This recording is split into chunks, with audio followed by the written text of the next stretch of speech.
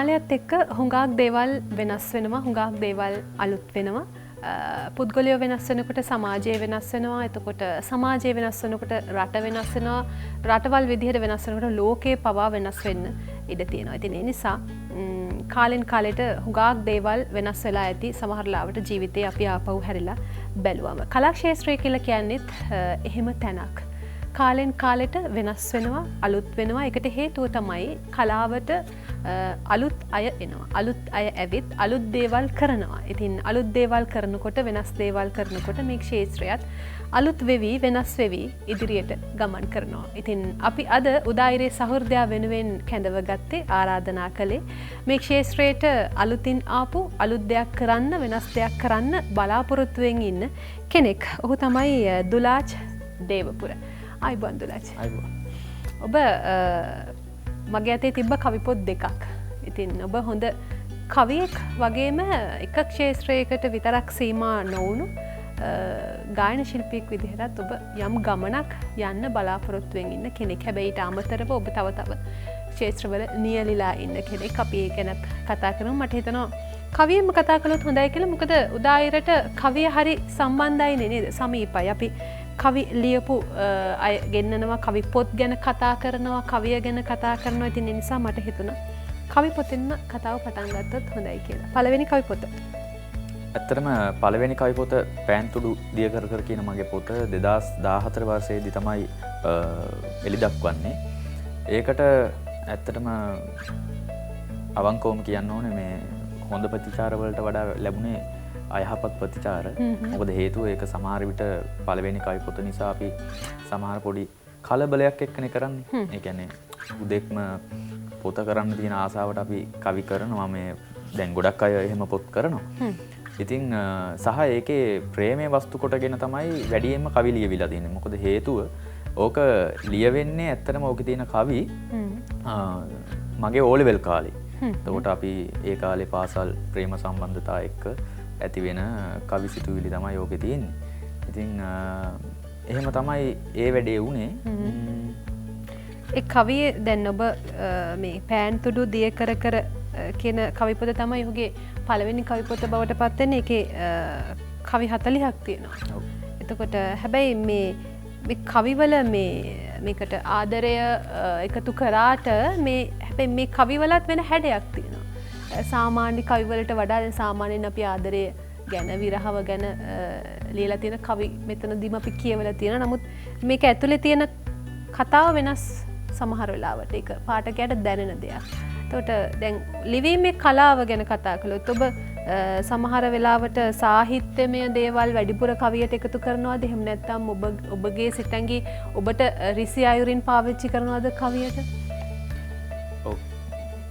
හොඳ ප්‍රශ්නයක්. මොකද මේ ඕක නිතර කවිය සම්බන්ධව සාකච්ඡා කරෙද්දී ඇතිවෙන ගැටලුවක් ඕක. ඒ කියන්නේ සාහිත්‍යමය කාරණාව. අපි උදාහරණයක් විදිහට ගත්තොත් උපමා රූපක භාවිතය, ව්‍යංගාර්ථය, ওই දේවල්නේ සාමාන්‍යයෙන් ප්‍රධානව තියෙන්නේ. ඉතින් ඒකෙදී මම ගත්තොත් මෙහෙම මම විශ්වාස කරන්නේ කවුරුත් කවියෙක් හෝ වේවා ඕනම නිර්මාණවේදියෙක්. ඒ කියන්නේ ඕනම නිර්මාණකරුවෙක් මේ තමන් අදාළ නිර්මාණය කරනකොට මම හිතන්නේ ඒ අර ඇකඩමික් පැත්ත කල්පනා කරගෙන කරනවා කියලා. එතකොට එතන නිර්මාණයට බාධාවක් වෙනවා කියන තැන තමයි මම ඉන්නේ. නමුත් අපි ඕනම නිර්මාණයක් කරාට පස්සේ මම කවියෙන්ම කතා කරන්නම් කවිය ගැන ඇහුව නිසා ඕනම කවියක් ලිව්වට පස්සේ අපි නිතර සංස්කරණය කරනවා. ඒ සංස්කරණය කරද්දී ඒ මොහොතේ තියෙන දැනුම් මට්ටමයි ඒ මොහොතේ ලැබුණු අත්දැකීම් මට්ටමයි එක්ක කවිය වෙනස් වෙන්න පුළුවන්. ඉතින් මම ඒකයි කිව්වේ අර පළවෙනි කවි පොත දිහා මම ආයි හැරිලා බලනකොට මේ ඇත්තටම මගෙත් පෞද්ගලික විවේචනයක් තියෙනවා මේ මොහොත වෙද්දී. ඒක පළවෙනි පොතේ විතර නෙවෙයි දෙවෙනි පොතේදීත් මට දැන් මේ මොහොත වෙනකොට වෙලා තියෙනවා. මොකද ඒකට බලපාන්නේ අපි අධ්‍යාපනයත් එක්ක, අපි දැනුම ගවේෂණයත් එක්ක, අත්දැකීම් ලබන වපසරියත් එක්ක මේ සියලු දේ වෙනස් වෙනවා. මම හිතන්නේ ඔයාලා කිව්ව වෙනස් හැඩය ගැන කතා කරොත් මේ ඒකට බලපාන්නේ අපේ ජෙනරේෂන් එක ප්‍රධානවම. ඒ කියන්නේ අපේ යුගයේ අපි ආශ්‍රය කරන්නේ පැරණි කවියෝ ආශ්‍රය කරපු මූලාශ්‍රම නෙවෙයිනේ. එතකොට ඒ කියන්නේ අත්දැකීම් වෙනස්, අපි ආශ්‍රය කරන වපසරිය වෙනස්, හැසිරෙන විදිය වෙනස්, sannivedanaya වෙනස්. එතකොට මම බලන්නේ දැන් මම ලියන්න ඕනේ මේ මොහොතේ ඉන්න අයටනේ. එතකොට මම මේ මොහොතේ ක්‍රවුඩ් එක අල්ලන්න ඕන. එතකොට ඒගොල්ලන්ට කවිය ගෙනියන්න නම් මට වෙනවා ඒගොල්ලොත් එක්ක සම්බන්ධ වෙන්න. අන්න ඒකදි තමයි මං හිතන්නේ ඔයා ඔක මේ අහන්න නැත්තේ ওই භාෂා භාවිතය සහ ඒ දේවල් එක්ක. මම හිතන්නේ ඒක තමයි ප්‍රධානම කාරණාව. එතකොට ඔබේ දැන් මේ කවි පොත 2014ද? 2018. 2018. හරි. ඊට පස්සේ දැන් ඒ කියන්නේ ඔබ ඒ වෙනකන් ලියපු කවිවල එකතුව තමයි මේ පොතේ තියෙන්නේ. ඔව් ඕකේ ගොඩක් තියෙන ඕලෙවල් කාලේදී ලියපු කවි සහ ඒ අතරතුර ඔය Facebook එහෙම සමාජ ජාල වලට ලියපු කවි සංස්කරණය කරලා අරන් තියෙනවා. ගොඩක්ම තියෙන්නේ ඕලෙවල් කාලේ මට ලියවුණු කවි. දෙවෙනි කවි පොත වෙන්නේ උස්මතෙන් හරිම හිස් කියන කවි පොත. මේක මෑතකදී එළිදක්වපු ගිය අවුරුද්දේ. ගිය අවුරුද්දේ. හරි. අපි මේ පොත ගැනත් කතා කරමු. ඒ පොතේදී ඇත්තටම මං අවංකවම කියන්නම් මගේ මේ ඌමනාව මොකක්ද කියලා ඔය පොත කරන්න. අපි දන්නවා දේශපාලනය පැත්තෙන් ලංකාව තියෙන්නේ කොතනද කියන එක අපේ අවබෝධයක් තියෙනවා යම්. ඒක නිසා පහුගිය කාලේ අපි දැක්කා ව්‍යවස්ථාවට නිගරු කරන අවස්ථාවක්. ඉතින් ඒක මූලික කොටගෙන මට ඌමනාවක් ඇවිල්ලා මං කවි කිහිපයක් ලිව්වා ඒ සම්බන්ධව මගේ විවේචනය. ඒකත් එක තමයි ඔය කවි ටික පොතක් කරන්න කියලා හිතුවේ නෑ ඇත්තටම. සයුර ප්‍රකාශන නිලන්ත ගමගේ මහත්මයා අන්තිමට ඒ කවි කිහිපයක් දැකලා ඉවර වෙලා මට ආරාධනාවක් කරා අපි කරමු මචං මේ පොත මේක හොඳයි වැඩි. මේ අපි කරලා බලමු දෙවෙනි පොත විදියට කියලා. ඉතින් ඒ යෝජනාවත් එක තමයි අපි මාස මං හිතන්නේ 3ක විතර කාලයක ඉන්න තෝරලා ඒකෙදි මට උදව් කරපු කීප දෙනෙක් ඉන්නවා. ඒක මම මතක් කරන්නම්. මේ විශේෂයෙන්ම කසුන් සමරතුංග යා දැන් ගුරුවරයෙක් මේ මීඩියා ගුරුවරයෙක් සහ මේ පත්තර කලාවේ දැන්ට ඉන්න ලියන ලේඛනයේ ඉන්න කෙනෙක්. ඉතින් අපි ඔය කසුන් සමරතුංග සෞම්‍ය සඳරුවන් ඔහොම කීප දෙනෙක් එකතු වෙලා අපි කවි තේරුවා. ඉතින් එහෙම තෝරලා ප්‍රධාන අරමුණ තමයි ඕකේ අර දේශපාලනිකව මට තිබ්බ කාරණාව සමාජයට කියන්න තියෙන කාරණාව මම ඕකේ ඉදිරිපත් කරා. ඒක තමයි මූලිකම දේ. එතකොට දැන් ඔබ කිව්වා ඔබගේ පළවෙනි කවි පොත නිර්මාණය කරනකොට ඔබ සාමාන්‍ය පෙළ පන්තිවල හිටපු කෙනෙක් සහ ඒ වෙනකොට තිබුණු ජීවිත අත්දැකීම ඒ සමාජ ආශ්‍රය මේ හැම දෙයක්ම එකතු කරගෙන කවි පොත ලියවුණා. ඒකට ලැබුණු ප්‍රතිචාර පිළිබඳවත් ඔබ සඳහන් කළා. දැන් මේ පොතත් මේ දේශපාලනයත් එක්ක ඒ දේශපාලනමය කාරණා සමාජගත කරන්නට කවියෙන් සමාජගත කරන්නට උත්සාහ කරලා තියෙනවා මේ පොත තුළ. මේකට ලැබුණු ප්‍රතිචාර කොහොමද? ප්‍රතිචාර කියන්නේ මෙහෙම. දැන් ওই ප්‍රතිචාර ලැබෙන එකෙත් පොඩි වෙනසක් තියෙනවානේ. ඒකට හේතුව දැන් අපේ මම නියෝජනය කරන වයස් ප්‍රමාණයෙන් මට ඒ ක්‍රවුඩ් එකෙන් හොඳ ප්‍රතිචාර ලැබෙනවා. මොකද හේතුව අර එතන තියෙන අපේ සහසම්බන්ධතාවය සහ අවබෝධය බොහොම සමාන තැනක තමයි යන්නේ. එතකොට ඊට පරිබාහිරින් අපි කියනවනේ ප්‍රවීණයෝ එහෙම නැත්නම් ජේෂ්ඨ අය.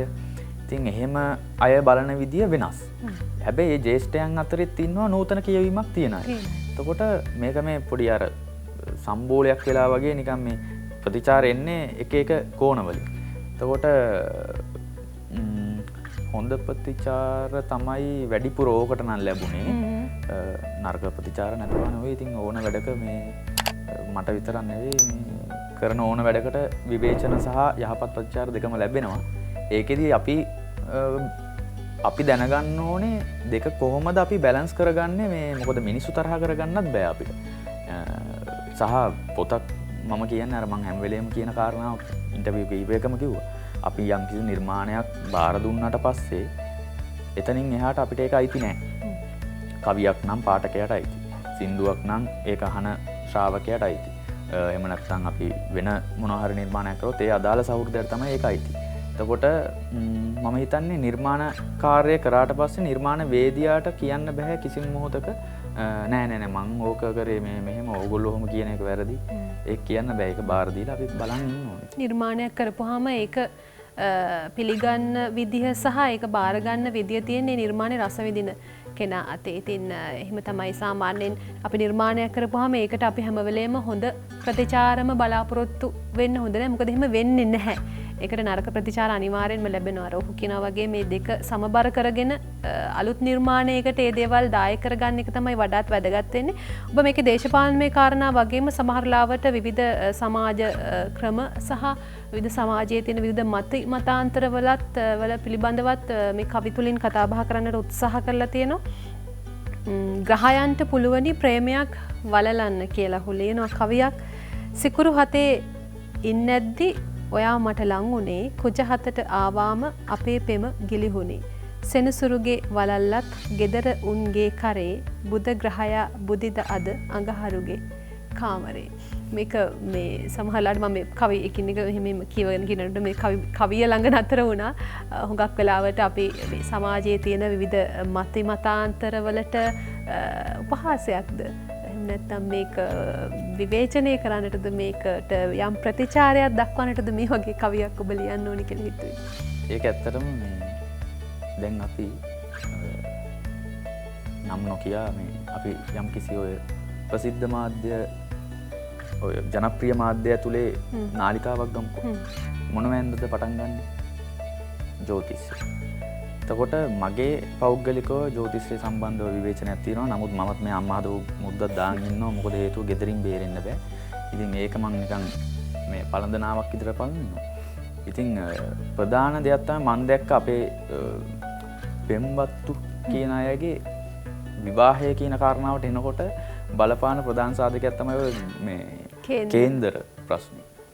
ඉතින් ඕකෙද මම වස්තු විශ්ය කරගන්නේ මේ වැඩි කාලයක් ප්‍රේමයෙන් බැඳිච්ච දෙන්නෙක් අදාළ විවාහයට එනකොට ඒ කියන්නේ කුටුම්බගත වෙන පරිසරයට එනකොට එයාලට එරෙහි වෙනවා මේ ග්‍රහ පීඨීම් කේන්දර ඕවා. ඉතින් ඕක ඔයා කිව්වා වගේ උපහාසාත්මක ස්වරයකින් තමයි මම ඒක ලියලා තියෙන්නේ. ඉතින් මේ අර මං එතනදී බැලුවේ මේ අපි මේ බොරුවට මේ මවාපෑම් කළා වැඩක් නැහැ නිර්මාණය තුලින්.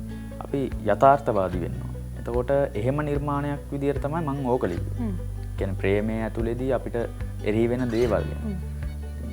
ඒක තමයි ඒකේ ප්‍රධානම කාරණාව. කවිය ගැන අපි පැරණි කවීන් පිළිබඳව කතා බහ කරනවා.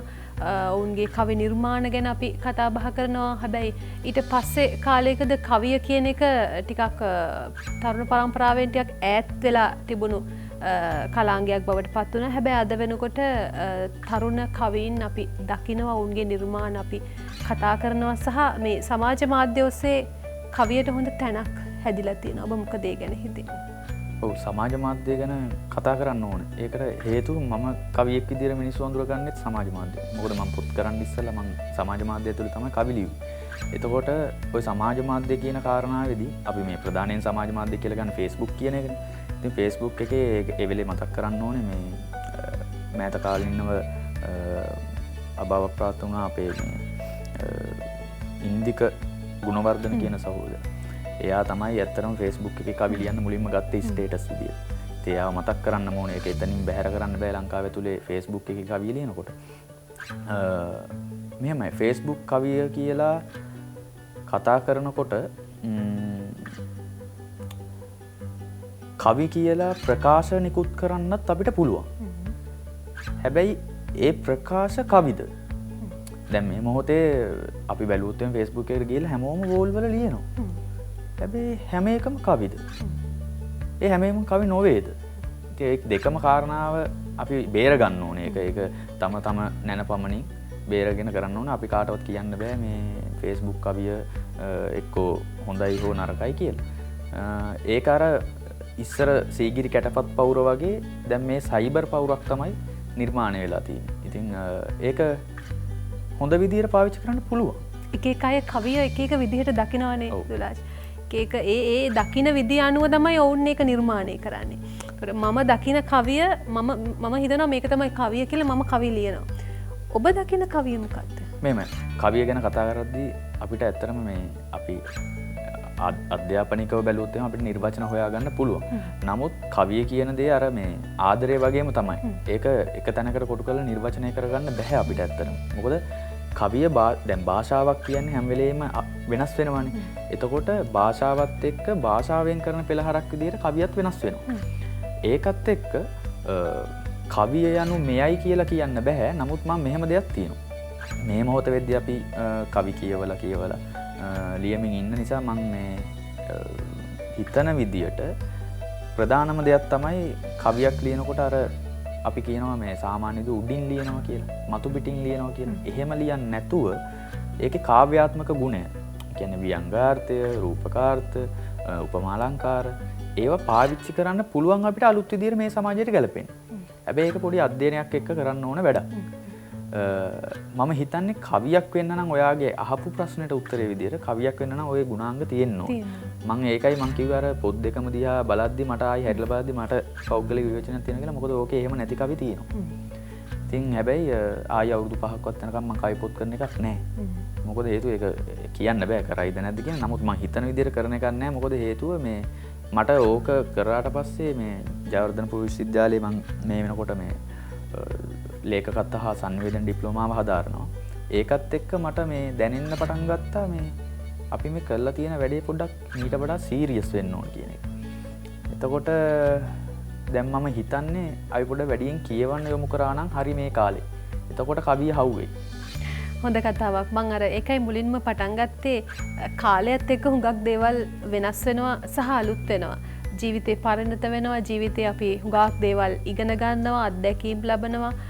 සමහර ලාවට විශේෂ පුද්ගලයන් අපේ ජීවිතයට එකතු වෙනවා. මේ දේවල් එක්ක අපි ජීවිතේ දකින විදිය, අපේ ජීවිතේ ගත කරන විදිය අපි වෙනස් කරනවා. ඉතින් එහෙම තමයි නිර්මාණත්. අපි මුල් කාලයේදී අපිට තිබුණ ජීවිත අත්දැකීම් එක්ක අපි නිර්මාණකරණය යෙදුනට පස්සේ ටිකෙන් ටික අපේ ජීවිත පරිණත බවට පත් වෙනවා. අපිට අලුත් අත්දැකීම් එකතු වුණාට පස්සේ අපේ නිර්මාණත් ඒ එක්කම වෙනස් වෙනවා. එහෙම තමයි ඕනම කෙනෙක් අද වෙනකොට ප්‍රවීණත්වයේ ඉන්න ඕනම කෙනෙක්ගේ ආරම්භය එහෙම වෙන්න පුළුවන්. ඉතින් ඔබ ඒක පිළිගැනීම සහ ඒ පිළිබඳව කතා කිරීම බහ කිරීම වඩාත් වටිනවා. හැබැයි ඔබ කවියට විතරක් සීමා වෙන්නේ. ඔබ ගායන ශාස්ත්‍රය තුලත් යම් ගමනක් හදාගන්න උත්සාහ කරන කෙනෙක්. අපි ඒ ගැනත් කතා කරමු.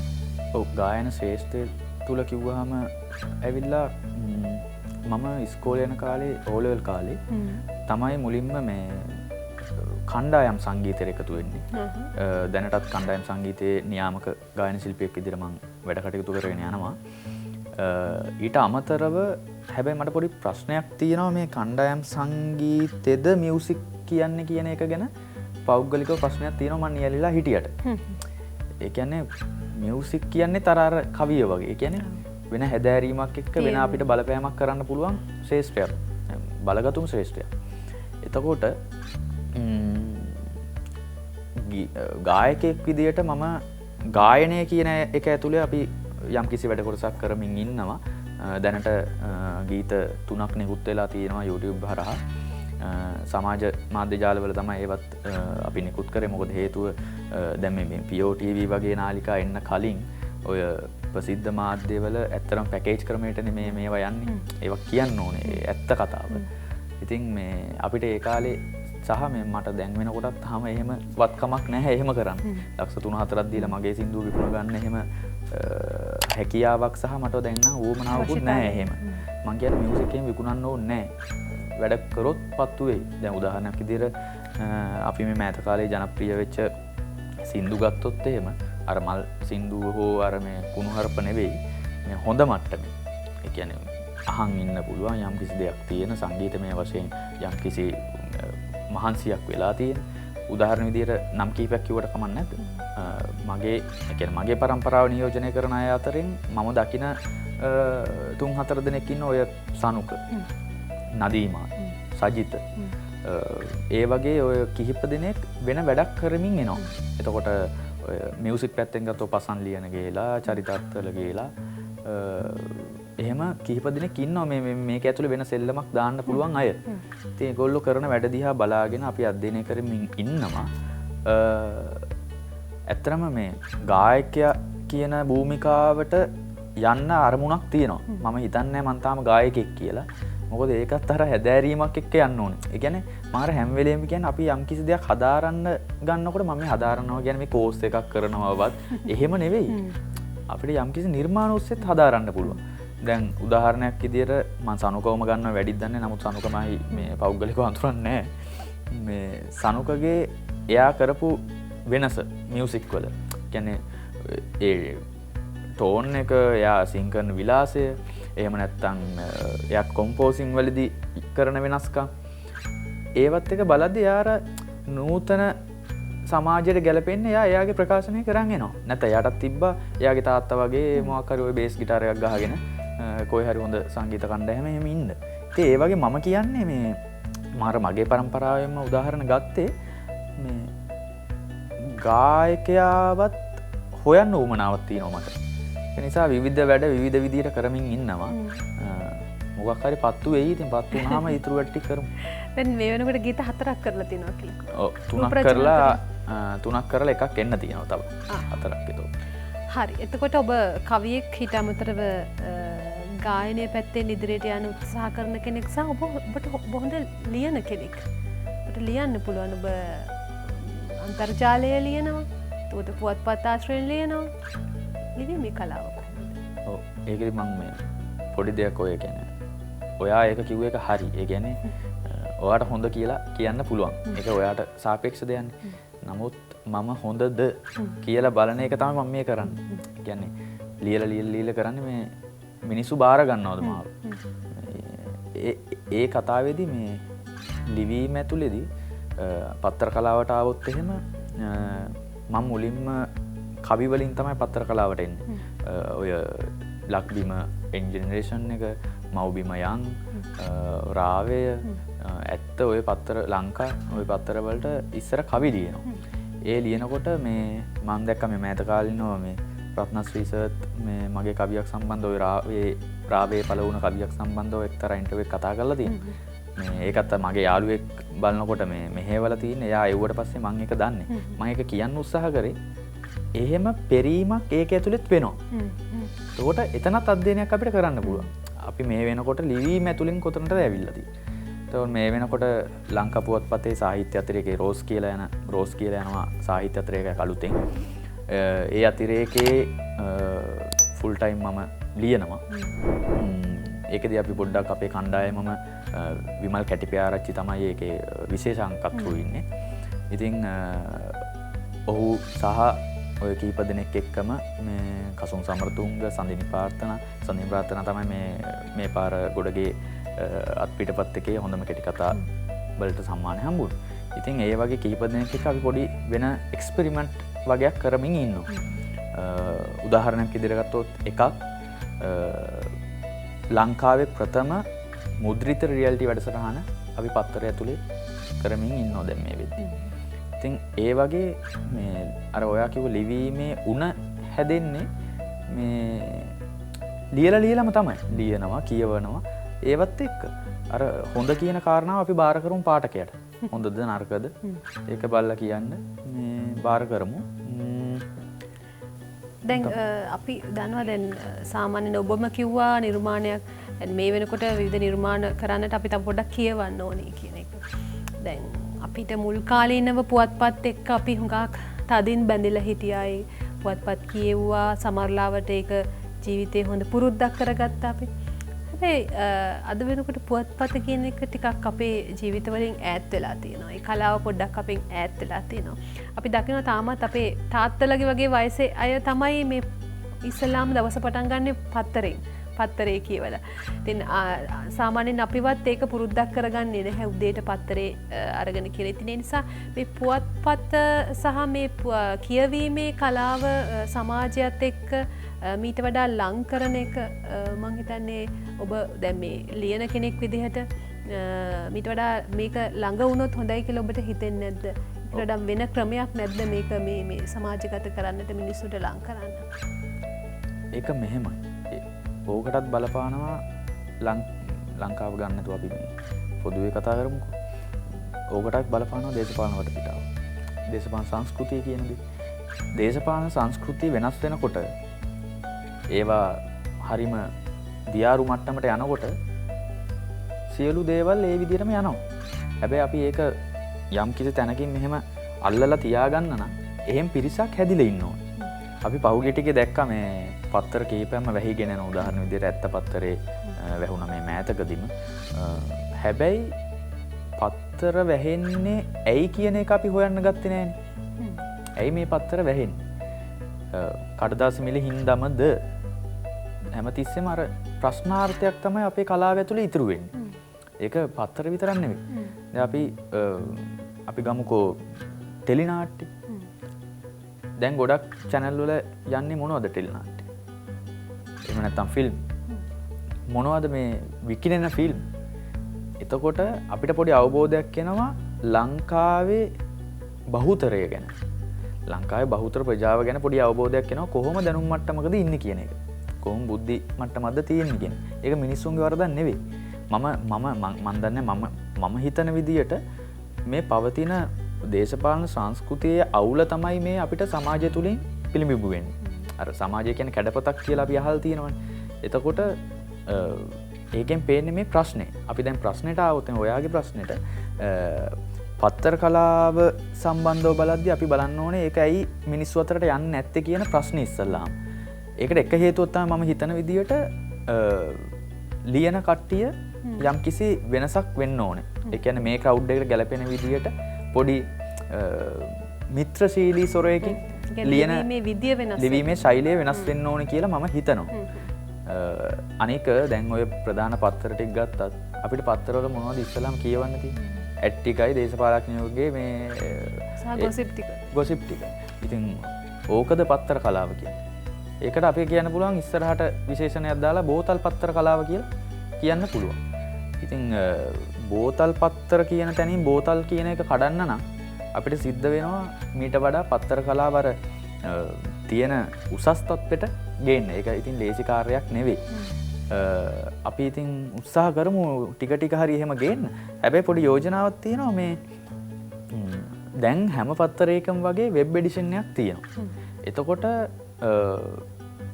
එතකොට මිනිස්සුන්ට ලං වෙන ප්‍රමාණය වැඩි වෙනවා. හැබැයි අර අපි කිව්ව අපේ කලින් පරම්පරාවල් පුරුදු වෙලා තියෙනවා මේ පත්තර කොලේ සුවඳම තමයි ඒකට එන්න ඕනේ. මේ පත්තර කොලේ අතට දැනෙන්න ඕනේ ඒගොල්ලන්ට කියවන්න. අන්න ඒක දැන් පරම්පරාව නැති එක ප්‍රශ්නයක් තමයි. ඒකට මං හිතන්නේ ඒක අපිට බල කරලා කරන්න පුළුවන් දෙයක් නෙවෙයි තමන්ගේ ඌමනාව තියෙනවා.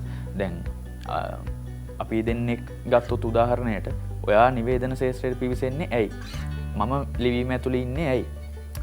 ඒ විවිධත්වය හැදෙන්නෙම ඒ අර කිව්ව කාරණාත් එක්ක. එතකොට හැමෝම එහෙම වෙන්නේ නැත්තේ ඇයි? මං කියන්නේ නිවේදකයෝ වෙන්න ඕනේ මේ ලියන අය වෙන්න ඕනේ කියලා නෙමෙයි. මං උදාහරණයක් කිව්වේ අපිට සියලු ශ්‍රේෂ්ඨයන් වල යම්කිසි තැනකට සාධනීය තැනකට ගේන්න නම් ඒ පිළිබඳ පොඩි රිසර්ච් එකක් එහෙම නැත්නම් පොඩි සොයන්න අධ්‍යයනයක ඉන්න වෙනවා තමන් කරන කාර්යය ඇතුලේ. ඒ කියන්නේ ඔබ කියන විදිහට පත්තර කලාව එක තැනක නතර වෙලාද තියෙන්නේ? නෑ නතර වෙලා නෙවෙයි. මම කියන්නේ මේකට කරන දේශපාලන බලහත්කාරකම. කියන්නේ ඒක හරි. ඒ වචනේ හරි බලහත්කාරකම බලපෑමට වඩා බලහත්කාරකම. දේශපාලන බලහත්කාරකම නිසා තමයි මේක වෙලා තියෙන්නේ. මේ ලියන කට්ටිය නෙවෙයි. ඉතින් පත්තර කලාව දැන්ටත් නෙල්ලා ඉන්නවා හොඳ ලියන පිරිස. පරණ කට්ටිය ගත්තා, අලුත් කට්ටිය ගත්තා.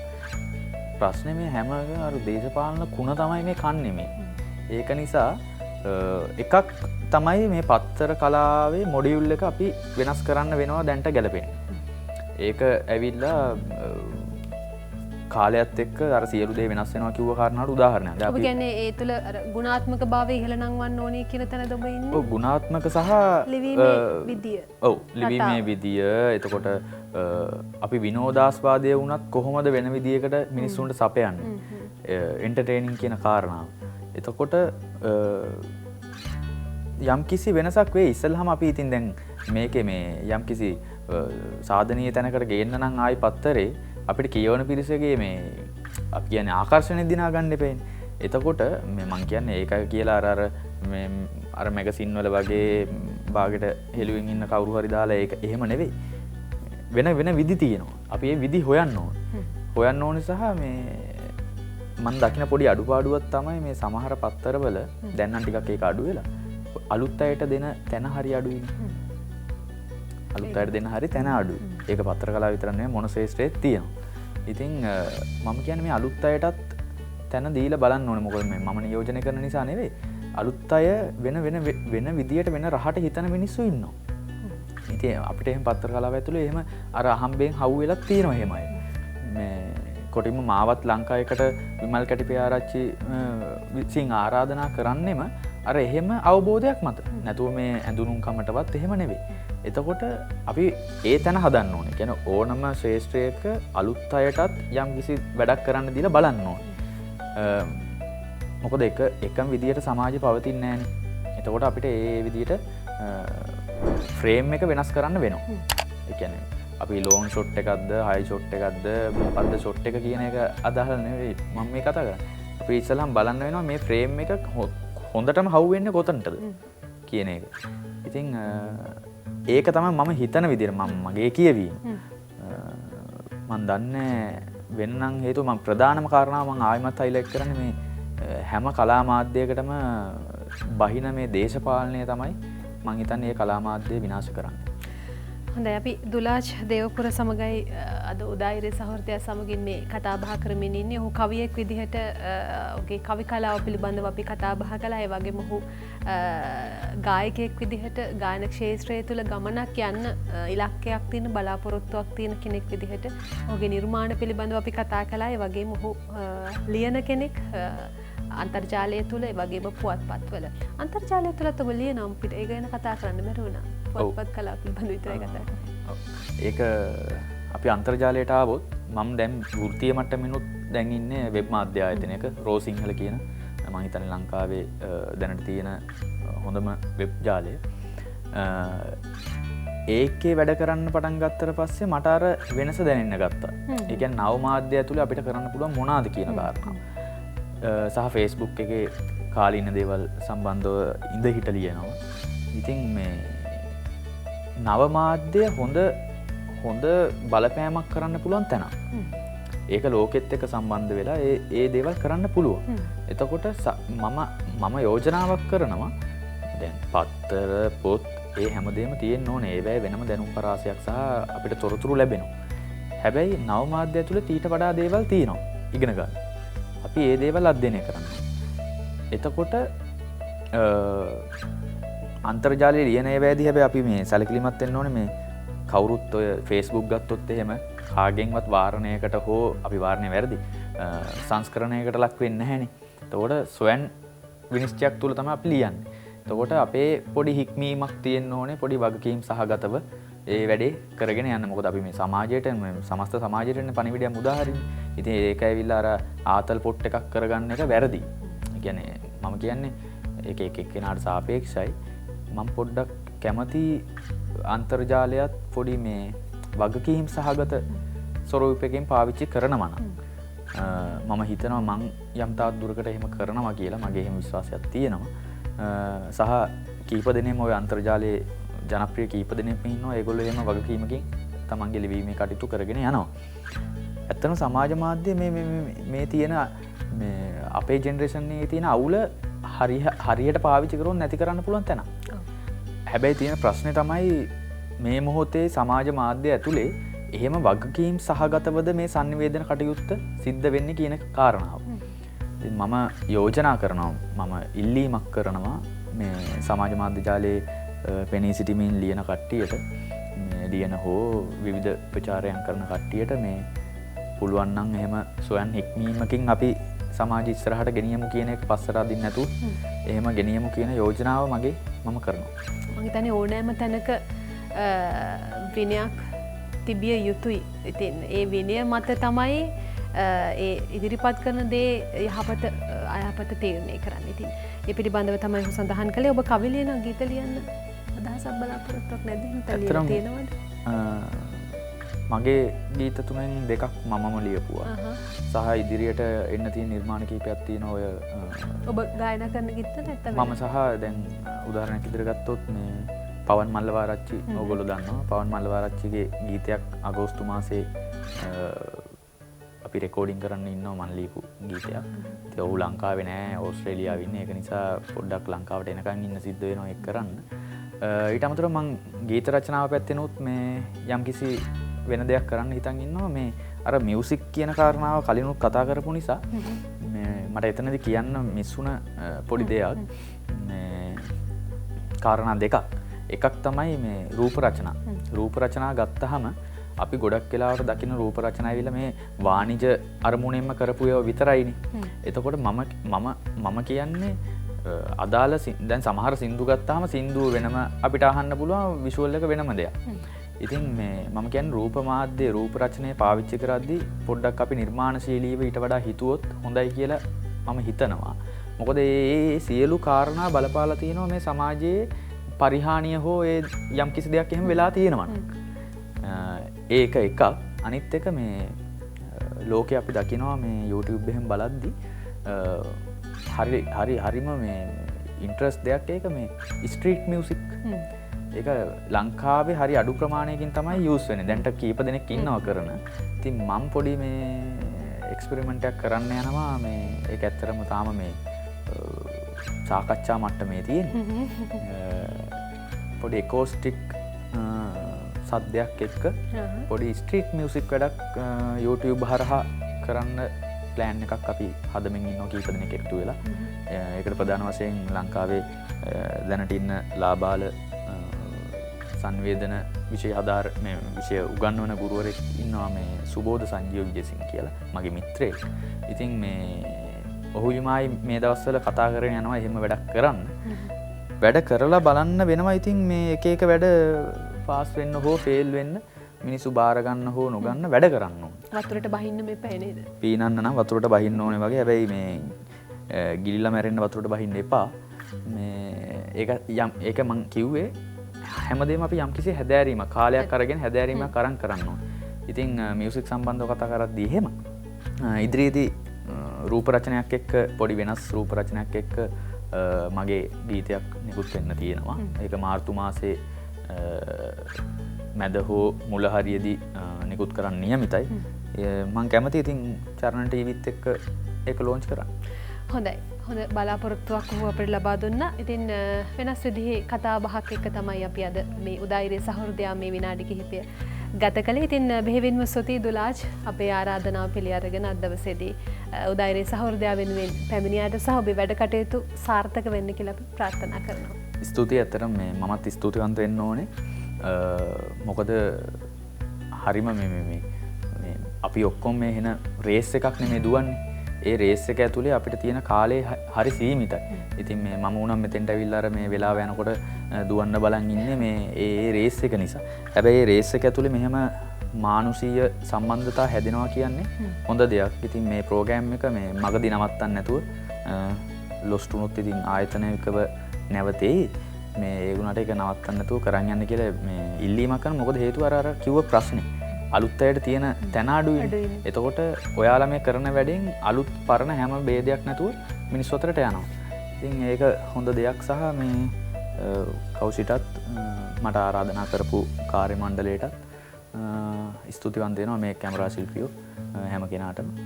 එහෙනම් ජය ප්‍රාර්ථනා කරනවා. හොඳයි. බොහොම ස්තුතියි දුලාජ්. ඔහුට සමුදෙනවා අපි හැමනම් උදායිරේ සහෘදයා මේ විදිහට අවසන් කරමින් නමුත් අපි ඔබට ආරාධනා කරනවා රැඳිලා ඉන්න උදායිරත් සමග.